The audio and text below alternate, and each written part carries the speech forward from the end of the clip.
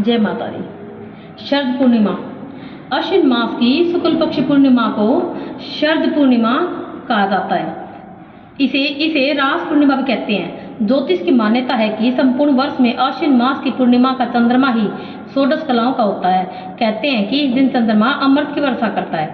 शरद पूर्णिमा के दिन शाम को खीर पूरी बनाकर भगवान को भोग लगाएं। भोग लगाकर खीर को छत पर रख दें और रात को भगवान का भजन करें।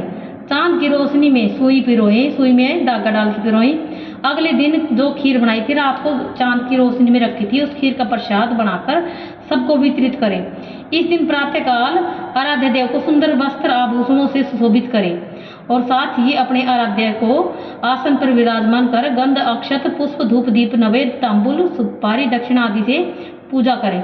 पूर्णिमा का व्रत करके कहानी जरूर भी सुननी चाहिए। कथा सुनते समय एक लोटे में जल, एक कटोरी में गेहूं के दाने और रोली तक चावल रखें और गेहूं के 13 दाने हाथ में लेकर कथा सुने।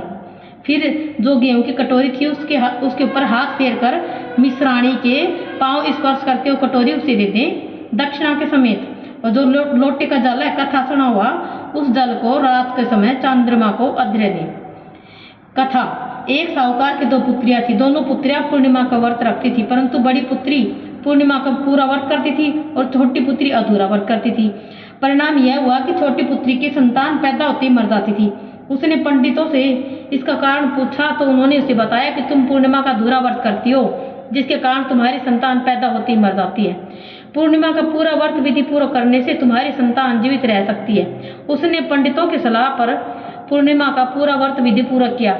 उसके लड़का हुआ, परंतु शीघ्र ही मर गया। उसने लड़के को पीढ़े पर लिटाकर ऊपर से कपड़ा उड़ा दिया, कपड़े से ढक दिया उस लड़के को।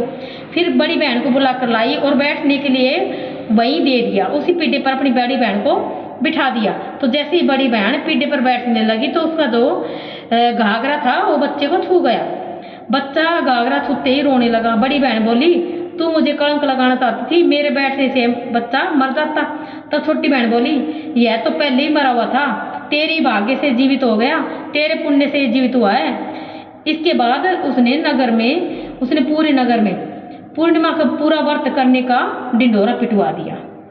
विंध्याक जी कहानी। एक दिन विंध्याक जी का मेला लग रहा था। सबको इस मेले में जा रहे थे। एक छोटी सी बच्ची थी जो अपनी माँ से बोली कि मैं भी मेला देखने जाऊंगी। माँ बोली, वहाँ पे बहुत ज़्यादा भीड़ है, ऐसी भीड़ के अंदर तू कहीं दब जाएगी, चित जाएगी। तो उसकी माँ ने उसको मना किया, पर बच्ची ने जिद कर ली कि मैं तो जाऊंगी मेला देखने।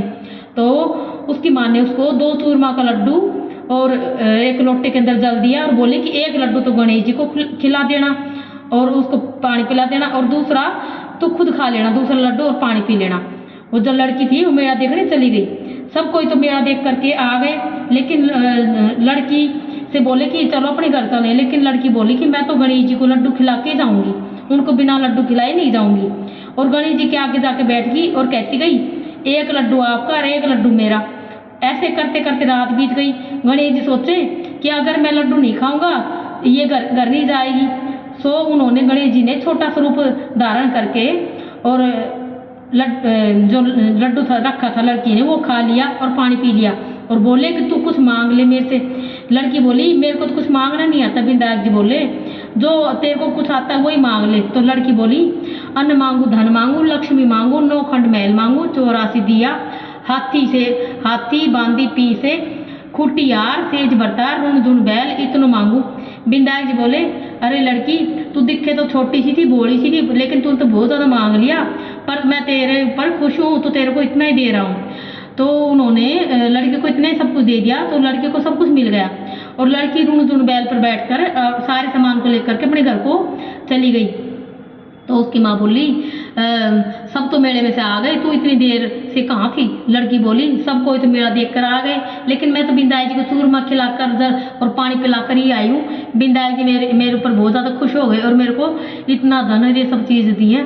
उसकी माँ और दुनिया देखती रह गई। सबको विंध्याक जी की बहुत मानता की। विंध्याक महाराज को मानने लगे, हे विंध्याक जी महाराज, जैसा उस लड़की को दिया ऐसा सबको देना। कहता सुनता रुकारा बरतना, अपना सारा परिवार को देना। जय माता दी।